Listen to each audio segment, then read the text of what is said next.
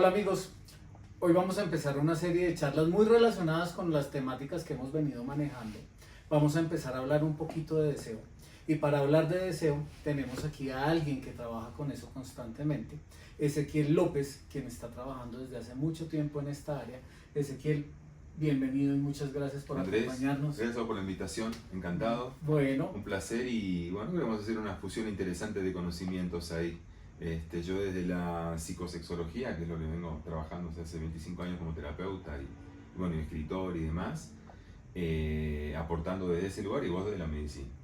muy bien, ahí vamos mezclando las dos cosas que siempre hemos hablado de el deseo y de la respuesta sexual. El principal órgano sexual está acá arriba, es el cerebro, y a partir de ahí cerebro, mente y todo ese componente son los más importantes en la parte del deseo sexual, y el otro 50% ya la parte biológica que manejamos. Entonces, desde esa perspectiva estamos pensando siempre en hacer situaciones de cambio, de cambiar perspectivas, de cambiar paradigmas, porque en general no hablamos de deseo. ¿Por qué no hablamos de deseo? Lo que pasa es que en general todo lo que tiene que ver con la sexualidad está enfocado en la función propiamente. El deseo no es algo tan evidente desde el comportamiento, en cambio la función sexual como tal sí, es decir, la erección, la eyaculación, inclusive la lubricación vaginal. Pero bueno, se ha ido tornando necesario hablar de deseo en la medida en que se han ido visibilizando los problemas de deseo. Inclusive, si vos te pones a pensar un poco en la historia de la sexología, cómo se ha ido investigando, describiendo la respuesta sexual humana, en el primer modelo que tuvimos, el de Master y Johnson, no estaba la fase de deseo. O sea, aparece con Helen Kaplan ya en la década avanzada, la década del 70, ¿no? Entonces, bueno, creo que inclusive desde la ciencia estuvo un poco relegado y hoy en día sí, afortunadamente, tenemos bastantes herramientas para trabajarlo, incluso desde algunos modelos de psicología, por lo menos. Lo cual es importantísimo porque te diría, es el problema sexual con el que más nos encontramos, claramente. Sí, definitivamente. Y si no hay deseo, de ahí en adelante pueden parecer mil cosas que podrían parecer orgánicas, pero definitivamente el punto fundamental y el inicio está fallando. Es interesante eso que mencionas respecto a los modelos de la respuesta sexual, porque todavía incluso, y aunque la medicina, las ciencias médicas avanzan rápidamente, el pensamiento médico, el pensamiento de los terapeutas se va quedando muy pegado en esos primeros modelos, y todavía seguimos hablando de la respuesta de Master y Johnson. ¿Qué tanto ha evolucionado esto? Ha evolucionado bastante, sobre todo en relación a la mujer. En relación al hombre seguimos manejando un modelo de respuesta un poco más, si se quiere, mecánico, porque quizás la sexualidad nuestra es un poco más así.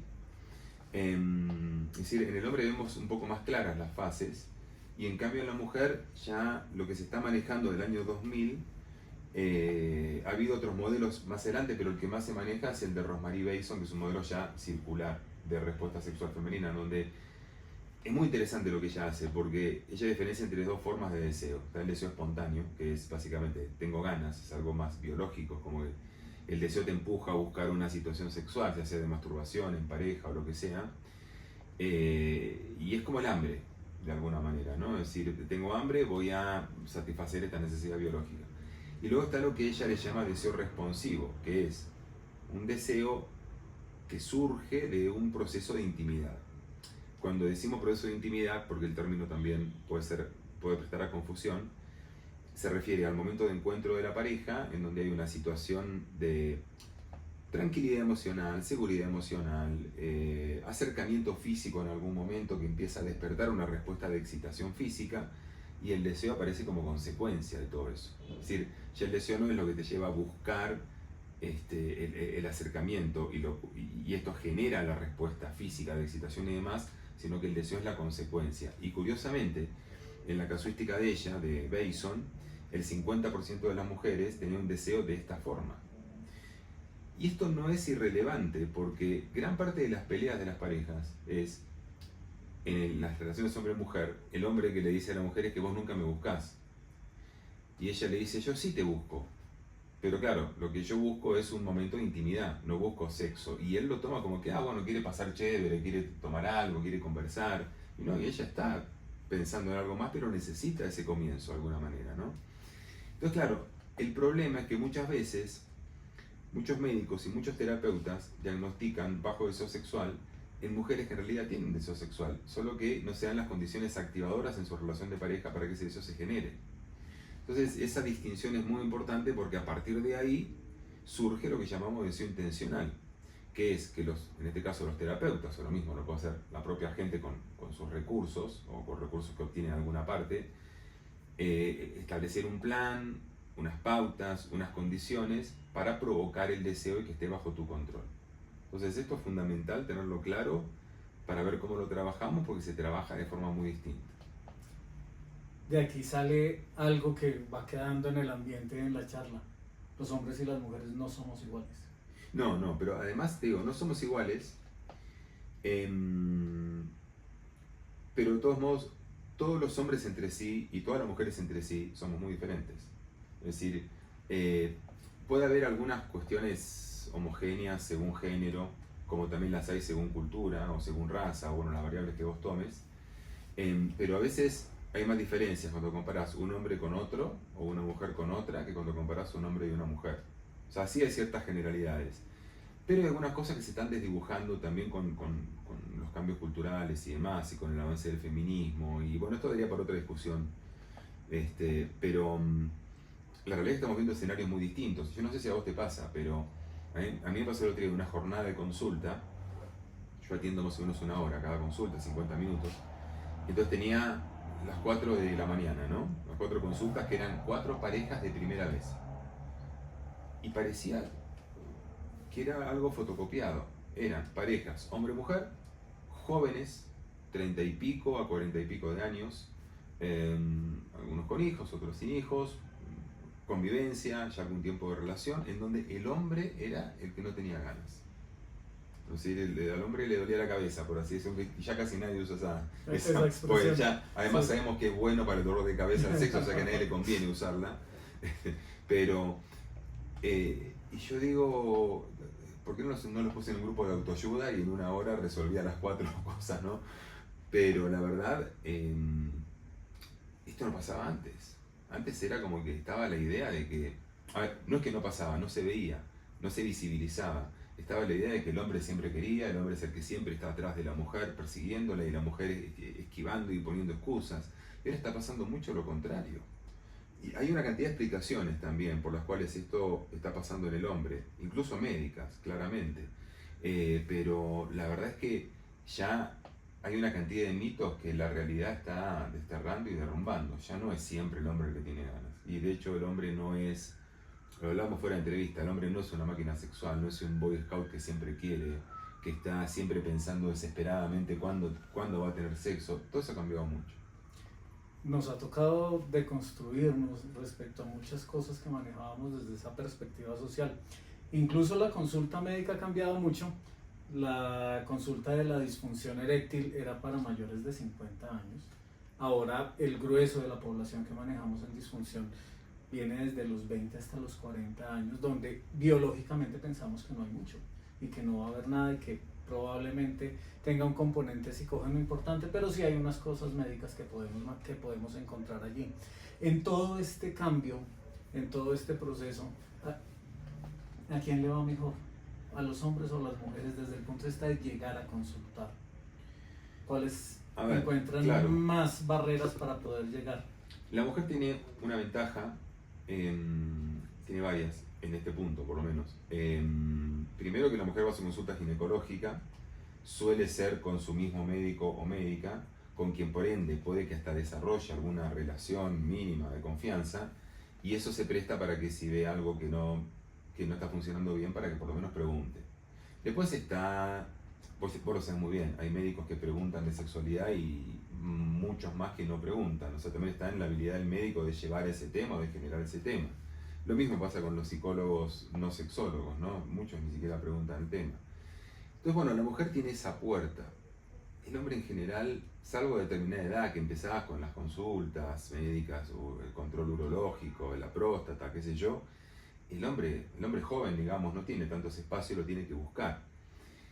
Y ahí al hombre se le abren una cantidad de inquietudes, ¿no? O sea, primero, ¿a quién consulto? Porque no es un tema que vos pedís, publicás en Facebook, estoy buscando un sexólogo, ¿qué me recomienda? No sé, si estás buscando otra cosa, sí, pero un sexólogo no. ¿A quién le preguntás? Y voy a este de que está en internet, en Instagram, parece serio, pero no sé, pero será bueno, no será bueno, será que en realidad tiene títulos que... Entonces, no sabe a dónde ir. Entonces, claro, si a todo eso le sumás la propia vergüenza del motivo de consulta, el miedo a que de repente vas, te encontrás con alguien se entera, sabemos todo lo que gira en torno a esta cuestión, al hombre le cuesta mucho. Pero hay un tema, y es que el hombre probablemente siente mucho más dolor por la dificultad sexual que la mujer. A la mujer le afecta tener, por ejemplo, supongamos, bajo deseo o una anorgasmia, le afecta. Le afecta por lo que provoca a nivel de pareja, le puede afectar la autoestima, pero para el hombre tener una disfunción eréctil. Mira, yo he tenido pacientes, me acuerdo un señor que atendí, apenas empezaba a trabajar en esto, que me dice, si usted no me ayuda, yo me mato. Yo preferiría tener cáncer antes que esto. ¿Viste? Yo tenía como 27 años, no sé ni qué decir. ¿Viste? Una situación re complicada. Bastante difícil. Es muy difícil, ¿no? Y yo creo que yo he tenido algunas consultas así. Claro, y en un punto, vos como hombre te identificás, vos decís, viste, a ver, a todos nos ha pasado en algún momento tener por lo menos un episodio o una etapa en donde hemos tenido problemas, por lo que sea. Es muy difícil, ¿no? Es muy duro. Entonces, bueno, a veces ese dolor hace que vos venzas los prejuicios y quedas con listo, voy y consulto, ¿no? Pero bueno, la verdad es que siento que en ese punto sí lo tenemos un poco más difícil, porque además ahora hay otro fenómeno y que tiene que ver con esto, es decir, hay tanta gente hablando en redes sociales de temas de sexualidad que vos no diferenciás si hablan desde la opinión o desde el conocimiento, porque tampoco se toman el trabajo de explicarle a la gente cuándo es una opinión o cuándo están haciendo divulgación científica, que confunden a la gente. Y la gente no sabe si tal persona que sube videos y que habla del sexo oral y del sexo anal y no sé qué, si será que realmente lo puede ayudar o si tiene que buscar otro. La gente está muy confundida, no sabe a dónde ir. A veces tiene muchas opciones y no sabe cómo elegir. Entonces por eso está bueno que se hagan este tipo de programas o que hayan este tipo de espacios para que la gente diga, no, ok, si siento que tengo un problema sexual, tengo que ir a alguien que trabaje específicamente o desde la medicina o de la psicología. Después nosotros hacemos la derivación o lo que sea, ¿no? Pero importante que sea profesional certificado en esto. Te diría, ni siquiera preferentemente un psicólogo que no tenga conocimiento de sexualidad o un médico que no tenga conocimiento de sexualidad, ni siquiera un urólogo que no tenga conocimiento de sexualidad, sino alguien que realmente haya avanzado más en el entendimiento de esto y que en todo caso sí sepa a quién derivar cuando siente que no tiene las herramientas suficientes para ayudar. Es que aquí viene algo que comentábamos también antes de iniciar. Hasta cierto punto llegamos. Y es que estamos hablando de ese binomio organicidad-mente. Y en ese punto, la seguridad que se empieza a perder después de haber tenido algún tipo de problema de disfunción, de que me está fallando el deseo y me estoy forzando a tenerlo para poder responder como pareja, se hace muy difícil. Y así sea un problema orgánico inicial, lo que vamos a tener es que se me va a perpetuar una conducta, claro, y una serie de aversiones, de miedos, de temores. Tengo pacientes que han entendido cuando hay un déficit hormonal, lo superamos, que ya no necesitan ningún tipo de ayuda farmacológica. Me dicen, doctor, yo lo entiendo, pero si no uso la pastilla yo siento que no estoy seguro, por ejemplo. O si usted me va a quitar esto, voy a sentir que voy a perder el deseo. ¿Qué tanto se nos puede prolongar la ayuda o el manejo ya desde la parte de psicología y sexología cuando resolvemos el problema orgánico y ya nos queda eso? Claro, primero, mira, yo pienso que lo que pasa en el cuerpo pasa en la mente y viceversa, ¿no? Entonces, ya a esta altura no hay manera de separar tajantemente y de decir esto es orgánico o esto es psicológico. Sí podés, como dijiste vos, que bueno, que fue desencadenado porque, no sé, tomaste un medicamento o no sé, tuviste una enfermedad, un hipogonadismo, no sé lo que sea, fue desencadenado por esto. Pero suponete el caso de una persona que tomó no sé, un antidepresivo determinado, de los que algunos se usan para eyaculación precoz, ya sabes, pero también pueden provocar bajo deseo de disfunción eréctil, y entonces la persona empezó con esto y empezó a notar, tratada por depresión, empezó a notar problemas sexuales, y entonces dejó el medicamento, con lo cual esto debería naturalmente, digamos, recomponerse, pero le quedó el miedo, porque ya le pasó, le quedó el miedo. Entonces ahí sí hay que trabajar lo psicológico claramente, ¿no? Y muchas veces también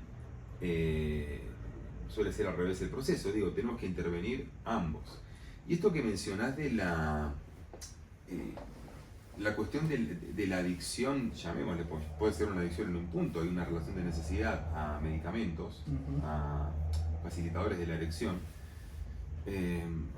Esto lo vemos mucho en gente que, acá está el tema también, que empezó a tomar recreativamente, sin asesoría médica, o sea, porque aparte sabemos que todo esto se consigue, ¿viste?, muy fácil, o empezaron a tomar suplementos supuestamente naturales, que sabes que la mayoría tienen, sin que se ponga en la etiqueta, tienen sildenafil, tadalafilo, o los combinan, y no sabes qué dosis te ponen, no sabes qué calidad de fármacos te ponen, en fin. Y claro, no podemos negar, independientemente de la edad, aunque se note más a medida que avanza la edad, que la respuesta mejora. Así sea una persona que tiene un buen funcionamiento sexual, la respuesta mejora por una cantidad de razones y en una cantidad de aspectos. Y el problema es que un hombre, cuando se siente el rey, no quiere volver a ser, no te voy a decir un mendigo, pero un príncipe, ¿viste? Entonces, y si con la pastillita puedo tener una relación y recuperarme rápido y tener la segunda, cosa que ese periodo refractario es más largo si no tomo la pastilla. Y vos querés estar siempre ahí arriba, ¿viste? Entonces hay muchos que entran en esa cuestión de la dependencia porque no quieren bajar el nivel y digamos la expectativa de la pareja. Entonces ahí sí me parece interesante trabajarlo psicológicamente, más allá de que le puedes dar algunos ejercicios que mejoren su capacidad de erección o de concentración, que también mejora la erección o el estímulo, pero es una excelente oportunidad para que también los hombres veamos que podemos dar y recibir placer de manera no coital, o sea, con otro tipo de juegos en los cuales normalmente no nos extendemos tanto. Acá sí hay una diferencia de género bastante marcada. La mujer suele necesitar mucho más el juego, no solamente el juego, sino digamos la conversación y digamos como el buen rollo previo, y el hombre podría ir más fácilmente como un poco más directo al tema, y lo suele hacer en muchos casos. Entonces pienso que hay que trabajarlo mucho desde ese lado, trabajar el aspecto erótico básicamente, que es lo que hacemos algunos sexólogos en particular. Yo me he dedicado mucho a eso, escribí 5 libros de hecho de ese tema. Entonces me parece que el erotismo es lo que termina rescatando esta situación. Cuando vos decís, no tengo solamente esta herramienta, tengo otras para dar y para recibir placer, ahí empezás a descomprimir un poco la situación, baja la ansiedad, mejora el rendimiento curiosamente porque le pones menos carga, pero además tenés más recursos para poder disfrutar en pareja. Y no todo es penetración. No todo es penetración, la verdad es que esto lo hemos dicho, viste, lo venimos diciendo hace mucho tiempo. A la gente le cuesta entender, a veces a nosotros mismos nos cuesta entenderlo, imagínate. Pero bueno, es una realidad que, a ver, es como la diferencia entre comer para satisfacer una necesidad biológica y el tipo que es gourmet, viste, que prepara la mesa, viste, que emplatan lindo la comida, que toma un buen vino, que huele la comida, que la ve, que la paladea, que la disfruta. O sea, el sexo es lo mismo, vos podés tragar, satisfacer una necesidad y digamos, o podés hacerlo de una manera mucho más gourmet, que a mí me parece que vale la pena hacer la exploración, porque además hay otra cosa, y es que las mujeres en general agradecen, los hombres que nos relacionamos con mujeres, al menos la mujer agradece que haya un cuidado de estos aspectos que tienen más que ver con lo sensorial, con lo creativo, con la fantasía, que es lo erótico finalmente. Pues mira, hay otra cosa también. O sea, que hay una cantidad de mitos, ¿no? Pero muchas veces el hombre cree que cuanto más dure, más macho es y mejor amante es. Y hay hombres que tienen la posibilidad de durar mucho, por determinadas razones. Cuando digo mucho, digo 25, 30, 40, 50 minutos, una hora, o sea, mucho tiempo, o sea, mucho más de tiempo promedio de una relación coital. Y hay veces que las mujeres, viste, pasan 10, 12, 15 minutos, ya no quieren saber nada. Y a veces no saben cómo decírselo. Y el tipo sigue pensando que es el mejor. Era el mejor hasta el minuto 15, cuando se pasó, a veces más es menos. Y eso parte, como te digo, de ese prejuicio que también tiene que ver con la pornografía y una cantidad de cosas que nos han marcado mucho el camino, lamentablemente, y actuamos en consecuencia. Y bueno, y todo eso tenemos que empezar a cambiar. Y el asunto de pornografía nos daría como para una hora más Ah, de no, charla, sí. porque ha cambiado muchos elementos de las expectativas propias respecto a la respuesta sexual. Es que ese es el problema, mira. Personalmente no soy de los profesionales que le dan palo a la pornografía, porque para mí hay una complicidad de cosas acá. O sea, la pornografía tiene unas características, que además hay diferentes tipos de pornografía, y algunas más soft o lo que sea, pero el problema no es tanto la pornografía, sino la educación sexual paupérrima que hay. Porque si vos tuvieras una mejor educación sexual, podés ver una película porno y decir, esto es, como dicen acá, esto es popó, o sea, ¿entendés? Y lo ves críticamente. El tema es que cuando no tenés una buena educación sexual, la pornografía te educa, y ya sabes cómo te educa mal, te educa con un concepto completamente distorsionado. Es como el que cree que las relaciones de pareja son como los amores de Hollywood, es lo mismo, ¿no? La pornografía es una exageración de algo que al final no es real. Y sí, a ver, pienso que la pornografía te puede dar ideas, te puede estimular, te puede ayudar a estimular el deseo también, junto con otras herramientas, no solo esto. Por ahí no hay que satanizarla tanto, pero siempre manejar mucho las expectativas de la persona que ve la pornografía, que tenga muy en claro que eso tiene una cantidad de elementos que hacen que no sea real. Como identifica que Star Trek es ciencia ficción, identificar aquí que es real y que no es real. Volviendo al deseo, ¿una consulta de deseo es de la persona o de la pareja? Bueno, depende, hay muchos escenarios ahí. A veces pasa que hay lo que se llama discronaxia del deseo o discrepancia sexual, es muy común, pero muy común. Te diría que, me animaría a decirte, a toda pareja le pasó al menos en alguna etapa. A toda pareja de cierto tiempo, de por lo menos un par de años juntos, les pasó que sienten una discrepancia en el deseo, que uno tiene más ganas que el otro o más necesidad que el otro. Lo que pasa es que a veces la discrepancia, o sea, una cosa es vos tenés ganas una vez por semana y tu pareja 3 por semana, y otra cosa vos querés todos los días, tu pareja quiere una vez al mes. O sea, hay niveles distintos. Pero esto es una consulta muy frecuente. Hay una cantidad de elementos que trabajamos ahí para ver cómo primero limpiamos el terreno de la contaminación de las falsas creencias, de los prejuicios, de lo que yo atribuyo del otro, de que solo querés sexo, de que yo no te importo, y del otro lado puede ser vos me rechazás, yo no te gusto, no me querés, tenés otra o otro, lo que sea. Hay que limpiar un poco eso y después buscar la manera de que quien tiene menos deseo pueda trabajar para aumentarlo con determinados recursos, y quien tiene más deseo pueda entender esta perspectiva, no meter presión, y buscar algunas alternativas para satisfacerse cuando las cosas no se dan. Una masturbación, un juguete, sexo oral, no sé. Hay algunas cosas que pueden ser hasta interactivas, inclusive sin llegar al sexo. Este es un escenario. El otro escenario es cuando uno no tiene ganas y decide hacer la consulta individual, inclusive una persona que no tiene pareja. Hay personas que dicen, por ejemplo, yo no tengo pareja y ni siquiera tengo ganas de conocer a alguien y me siento normal por esto porque, no sé, soy la única de mi grupo, de mis amigas o lo que sea que no tiene ganas. Y entonces, a partir del sentimiento de normalidad busca ayuda. Bueno, y vos ahí haces toda la evaluación y ves cómo trabajarlo. La realidad es que el bajo deseo sexual es, creería yo, el problema más diverso de la clínica sexológica. Los pacientes con eyaculación precoz, no te decir que son todos iguales porque te miento, pero yo agarro los protocolos que manejo con, no sé, 10 pacientes con eyaculación precoz, sí, varían un poco, pero viste, más o menos haces cosas que se asemejan. En disfunción eréctil cambia un poco más el panorama, porque también hay variables de la edad y bueno, otras cosas, ¿no? Que influyen. Los factores médicos y demás. Ahora, en bajo deseo, cada paciente es un mundo distinto. De Sí, verdad. eso es un universo O sea, vos gigante. ves, o sea, un día ves, no sé, una paciente cuyo bajo deseo es porque se maltratan con su pareja. Y después ves otra que su bajo deseo es porque se llevan tan bien que se perciben como hermanos, como amigos y no se desean por eso, por ejemplo. O sea, vos ves cosas, escenarios que decís esto es muy loco, ¿no?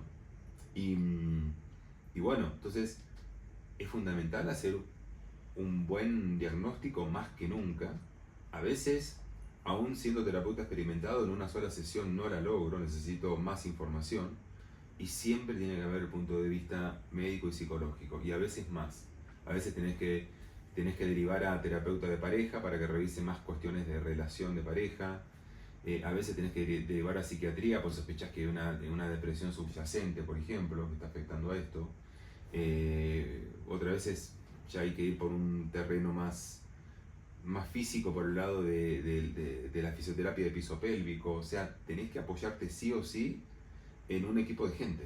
Ujú. Sí o sí para realmente lograr el resultado, porque uno solo normalmente no lo consigue. No, esto definitivamente es multidisciplinario Mm. y casi que de principio a fin. Siempre he cuestionado de que probablemente un bajo deseo sexual, más allá de que encuentre algo orgánico, deberíamos estarlo manejando en conjunto de entrada. Sí, sí, lo que hay que ver es cuál es el momento estratégico para que entre, o sea, no quiere decir que todos tenemos que trabajar a la vez, ¿no? O sea, por ejemplo, si vos atendés a un paciente con un desorden hormonal severo, yo prefiero esperar a que vos lo estabilices y empezar a intervenir psicológicamente antes que actuar de entrada. Porque ¿qué pasa? Si un paciente con una testosterona muy baja, suponete, yo le doy maniobras psicológicas para aumentar el deseo, el cuerpo no va a tener la disponibilidad para que eso funcione. O sea, prefiero que el cuerpo tenga la disponibilidad y ahí intervenga. Y ahí se arrancamos. O sea, claro, hay que ser muy, muy estratégico. Y en ese punto yo sí siento que el sexólogo, un sexólogo muy bien formado, tiene como el panorama para decir, ok, es tipo el director técnico, entra este, sale este, ¿entendés cómo? ¿No? O sea, no tiene todo el conocimiento para ayudar a la persona, pero sí el conocimiento para coordinar el equipo, ¿no? Para decir en qué momento entra, pues sí hay que ser muy estratégico. A veces se comete el error por querer trabajar multidisciplinariamente todos a la vez, se comete un error. O sea, hay que saber bien en qué momento manejar la intervención. Definitivamente tenemos que trabajar en conjunto, tenemos que hacer muchas cosas y estar coordinados. En la medida en que van pasando la edad, siempre el deseo va cambiando y las formas de respuesta sexual van cambiando. ¿Qué consideraciones especiales hay con estos adultos mayores que muchas veces no consultan porque se sienten juzgados, porque ya no es la edad para pensar en sexo? Sobre todo las mujeres tienen una carga cultural muy grande de que a partir de la menopausia o de cierta edad pensar en sexo, eso es pecado, eso es cochinada. Y si el esposo empieza a plantear ese tipo de cosas, se vienen unos conflictos grandes de pareja en estos adultos mayores. Algo especial con estos grupos de edad. Pienso que esto está pasando cada vez menos, afortunadamente, sigue pasando.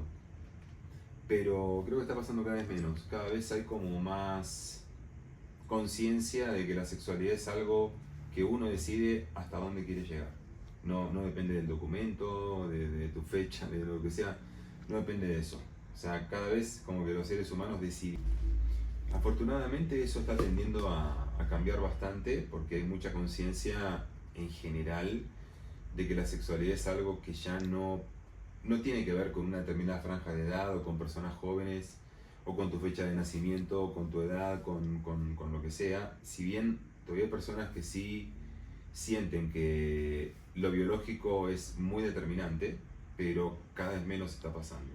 Sin embargo, más de una vez me ha pasado de alguien de 60 y pico, 70 o más años que me dice: yo no sé si debería estar haciendo esta consulta porque no sé si a esta edad uno debería tener una vida sexual.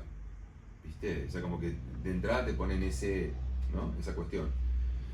Entonces, bueno, pienso que hay que hacer hay que hacer mucha más educación de parte nuestra, tenemos los medios, tenemos las redes para hacerlo, y ahí sí me parece crucial el rol del médico. Es decir, en toda la anamnesis que vos haces, y me refiero a cualquier especialidad médica prácticamente, no te voy a decir un dermatólogo, qué sé yo, pero qué sé yo, un médico internista, ni hablar un urólogo, bueno, ya es un poco más directo, ¿no? Un cardiólogo, lo que sea, que le pregunte a la persona, hombre, mujer, ¿usted tiene actividad sexual? ¿Usted tiene una vida sexual activa? ¿O cómo está su vida sexual? O sea, solo preguntarlo. El solo hecho de preguntarlo a la persona le da a entender que sería legítimo tenerlo porque por algo se lo está preguntando, ¿no? O sea, ya la sola pregunta, independientemente de la respuesta, me parece muy importante. Si la respuesta abre el panorama para que en todo caso haya que investigar y ver qué se puede hacer para mejorar la vida sexual de esa persona, mejor todavía. Entonces que ahí creo que hay un par de temas con los médicos, sobre todo según el sistema en el cual trabaje. Una cosa es el privado, otra cosa es el público o la EPS o lo que sea, ¿no? La primera variable es el tiempo. A veces el tiempo hace que no puedas preguntar muchas cosas y lamentablemente todavía no está esa idea de que lo sexual es algo prioritario y algo importante. Entonces, bueno, lo menos importante no lo pregunto y lo sexual es lo menos importante, ¿viste? Afuera, ¿no?